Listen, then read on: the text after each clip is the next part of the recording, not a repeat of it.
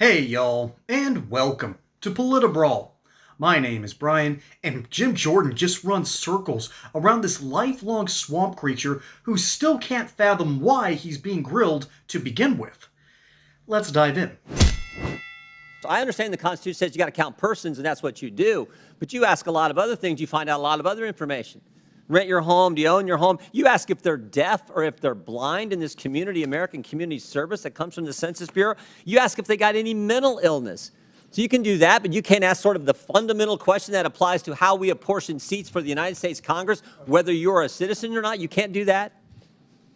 We can do whatever we need to do. Exactly. Yeah, according to the We just need to tell you to do that, but Democrats don't want to do that, do they?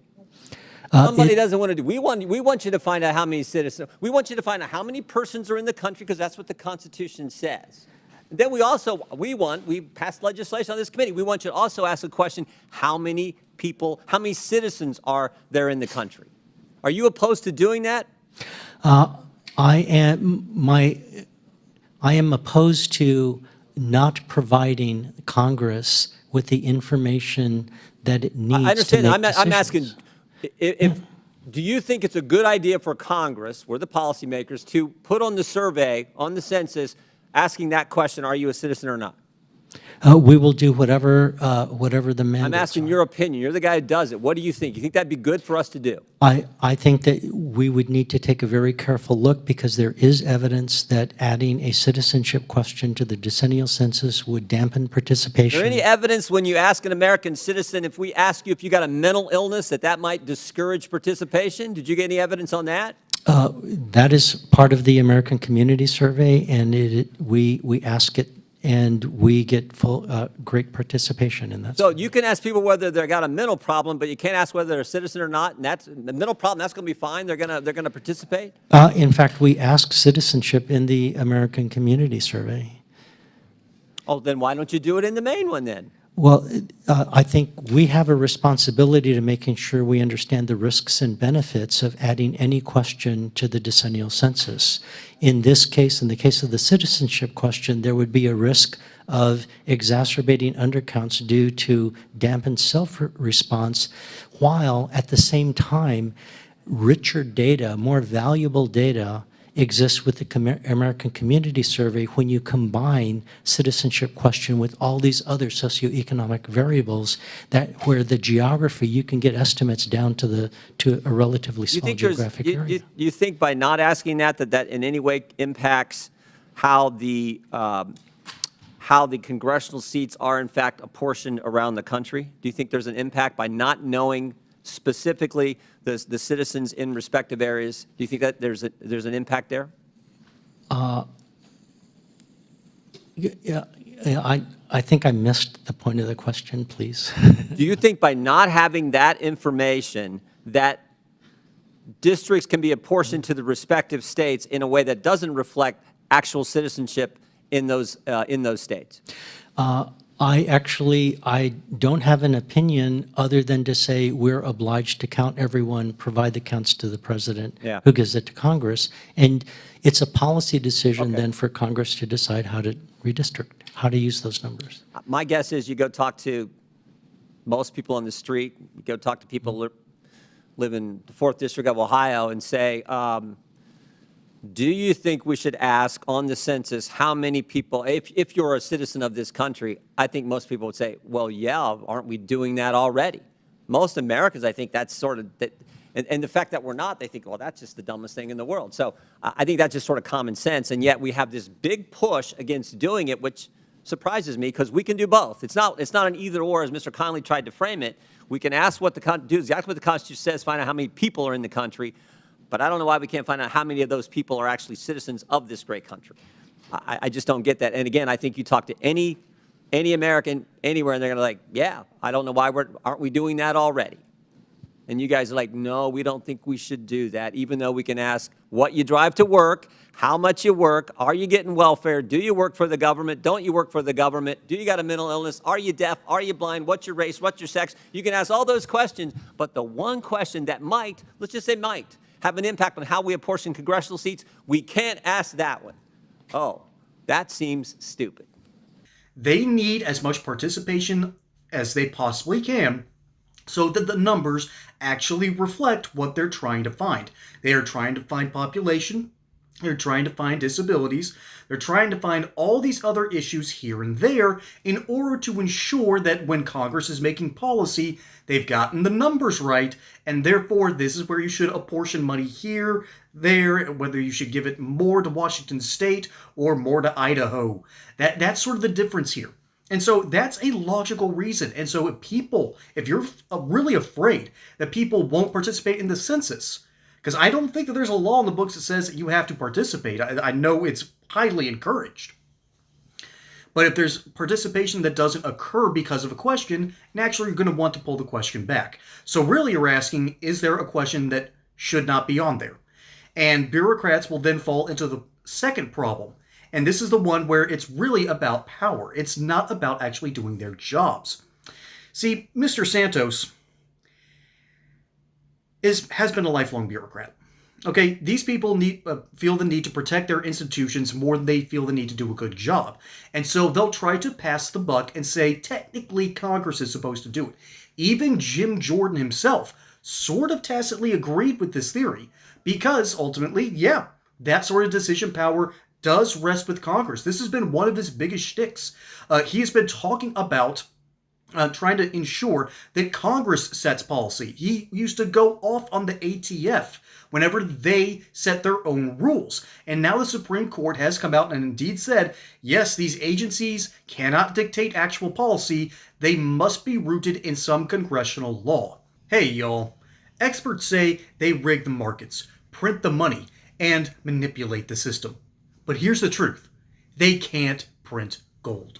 While the dollar weakens, physical gold and silver stay real, tangible, uncontrolled. When banks go digital and emergencies lock you out of your own funds, gold and silver won't need an internet connection or government permission.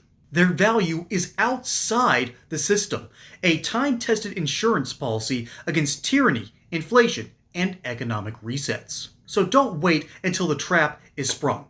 Own what the elites hoard behind closed doors. Physical gold and silver off the grid, because when the system fails, real money talks.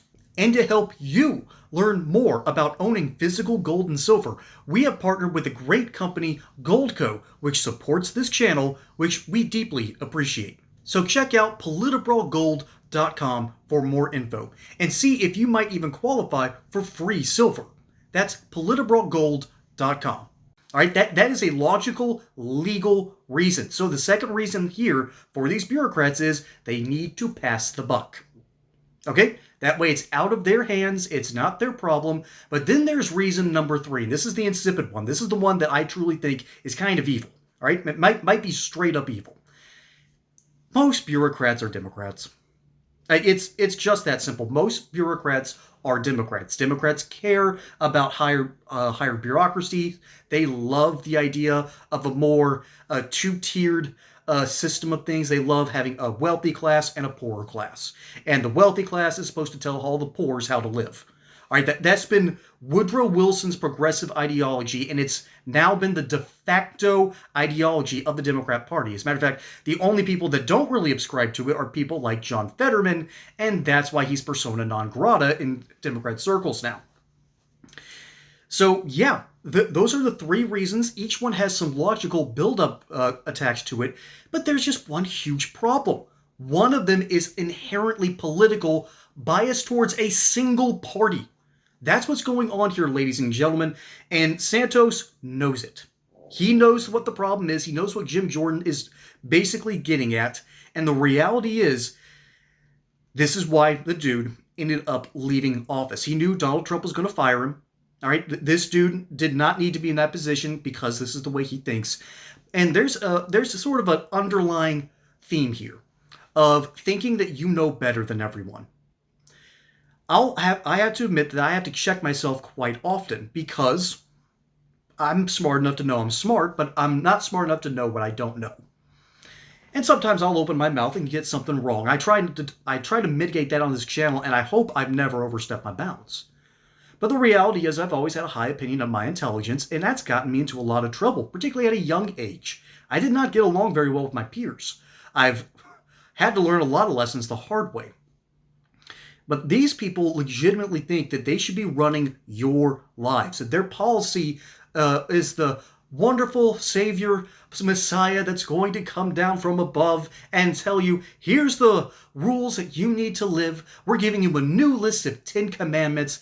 Just do what we say. Yeah, no.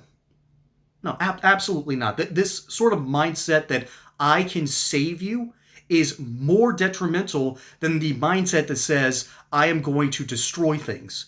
Because we can easily point out someone who wants destruction, and normally we'll shun them. It is harder, however, to shun the people that think that they know better, because they slowly get into power. We often don't even see it coming. Even Republicans end up doing this, which is a very sad thing. We're supposed to be the party of individual liberty, of having the ideals of freedom, access to private property. This is what the Republican Party should be about. But Santos here cares more about the integrity of his counting process than he does asking really tough questions that should be on the census. And if there are citizens, not even citizens, if there are people that can't answer that question and feel uncomfortable by answering it, maybe they don't need to be here. Okay, if you are too uncomfortable to answer a question, are you a U.S. citizen on a Census Bureau checkup, then you might not need to be here at all. It should really be that simple, but it's not. Because Democrats know that this is the last shot they have of holding on to congressional power. If they lose it, they might lose it for decades. They know that they can't get the Senate back, so they're going to fight tooth and nail to make sure that the census keeps counting illegal immigrants, and because that helps them out in the Electoral College, that helps them out in apportionment, and these bureaucrats, through and through, will crawl hands on their knees in order to carry weight and carry water for the Democrat Party. They'll do it because they know Republicans love cleaning up bureaucracies. We love doing this stuff. Let me know what you think's really going on down in the comments below. My name is Brian. Hope you enjoyed that segment here on Politibrawl. Don't forget to like and subscribe. Catch you on the next one. Until then, y'all have a good one.